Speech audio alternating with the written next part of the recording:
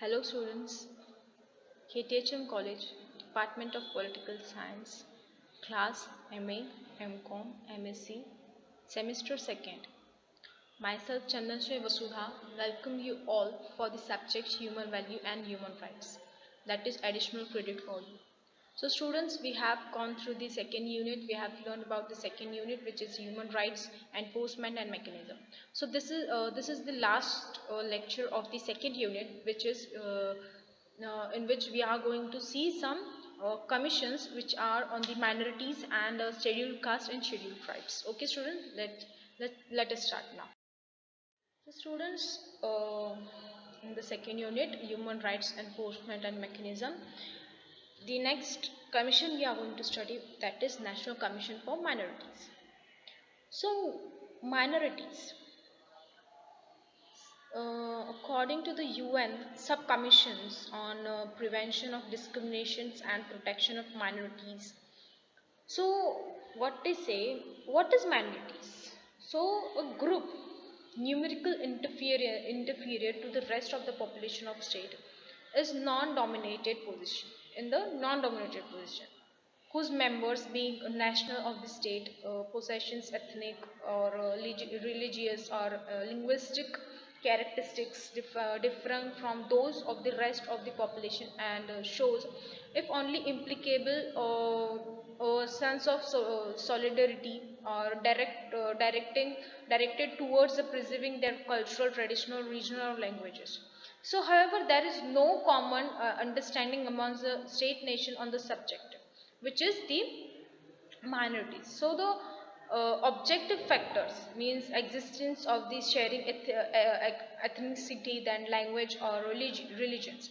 So there is no definition of international not defining the minorities.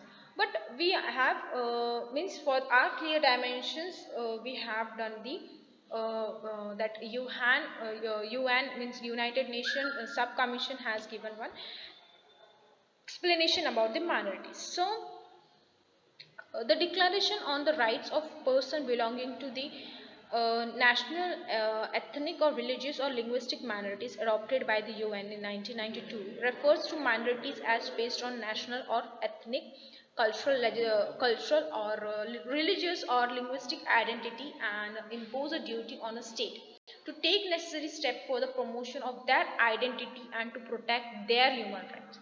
So there is no price definition either in the constitution or in any law in the country to define how minorities, who are the minorities.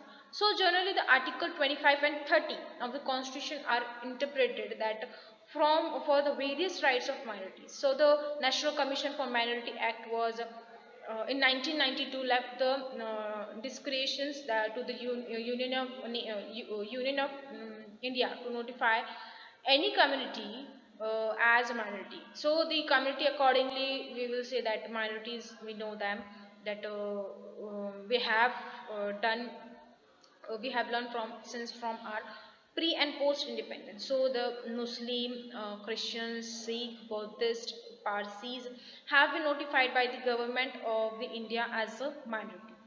So to protect the right of these communities, a national commission was established in 1992 itself to cater the needs of minority. So the commission will evaluate the policies and the laws that are in existence and recommend such measures to adopt an argument of the rights of the minority. So it can make specific recommendation for the effective implementation of the necessary safeguard to be adopted by the government from time to time. It can undertake studies and encourage research leading to the promotions of right of minorities. It has the power to civil court to conduct inquiries based on the complaints received by any community or violation of their rights. It produces annual reports highlighting the various activities, achievements, and recommendation of the Commission to the government. Based on the recommendation and on its own, the country government of India launched a number of welfare schemes in order to argue the right of the minority. So,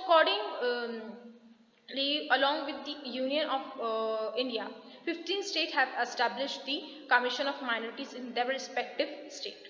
So the state of Maharashtra enacted a State Minority Commission Act in 2004 and established the same in 2005. So this commission, on the lines of the National Commission, will exercise similar power at the functioning in the argument of the rights of minority in the state of Maharashtra. So this is all about the National Commission for the Minorities. After that, we are going to learn National Commission for Scheduled Caste and Scheduled Tribes. So among the various issues that affect the growth and development of people in the promotion and realization of human rights, caste plays a vital role in Indian society. So it is very much diversity in our India according to when we learn about the caste and religion.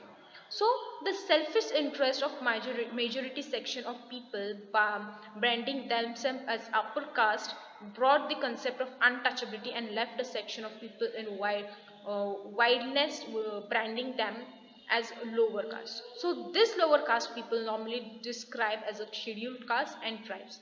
For generations, they have been denied by all the basic rights and prevented their participation in various activities of political, including the minimal exercise for their guaranteed rights.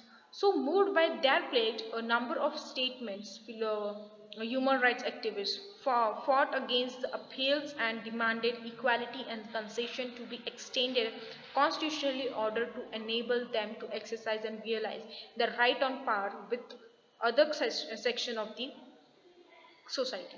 The Constitutional Assembly responded positively to bring in human dignity and to eradicate the injustice done to them for generation. So, provided a number of safeguards to promote their social, economic, educational, political, and cultural interest of this section of the people of the society. So the government of India in November 1915, in accordance with the provision of Article 338 of the Constitution, adopted a Commissioner of Scheduled Castes and Tribes.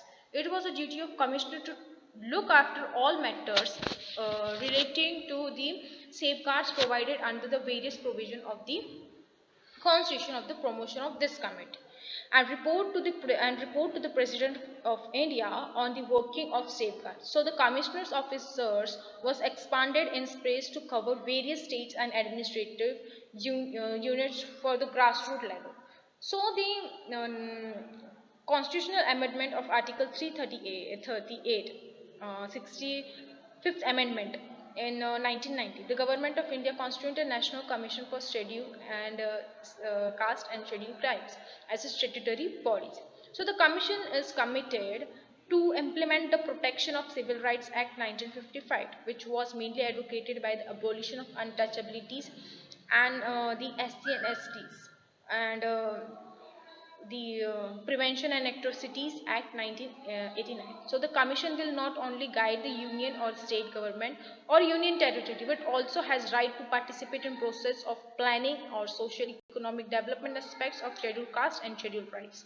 So it shall submit periodic reports to the President of India for enforced submission to Parliament of India for the effective implementation of the measures for the argument of the rights of this group. So it has right to inquire any complaint of violations or atrocity brought before it and possesses the power of a civil court while inquiring matters.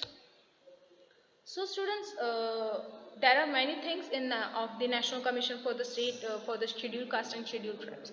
So the last point we will study is survey of international mechanism. We have studied till now the national and state up till the state level. So now we are going to study the last point is survey of international mechanism. So human rights being a specialized area of international law, in the beginning, there existence no mechanism for the individual to approach the international court or commission. It also states being a sovereign nation have power to approach various courts or commission under the international law. So, however, the recognitions of human rights by the Charter of Union Nation adopted a Universal Declaration human rights and a number of international convents on various aspects of human rights.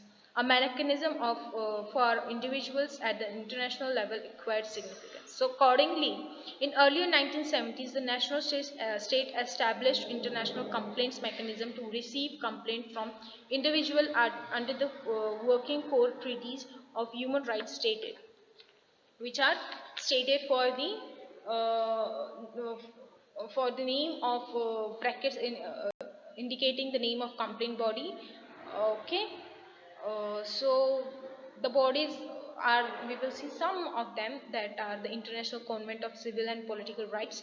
After that, the International Convent of Economic, Social and Cultural Rights, the Covenant Against the Torture and Other Cruel, Inhuman and Degradatory Treatment or Punishment. After that, some are the Conventions or the Eliminations of All Form of Discrimination Against Women, very important, and the International Conventions for the Protection of All Persons from the Enforcement Disappearance.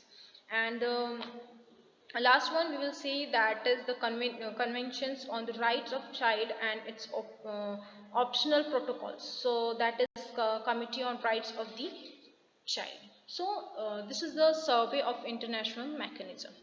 So students, we have done with our second unit. Okay,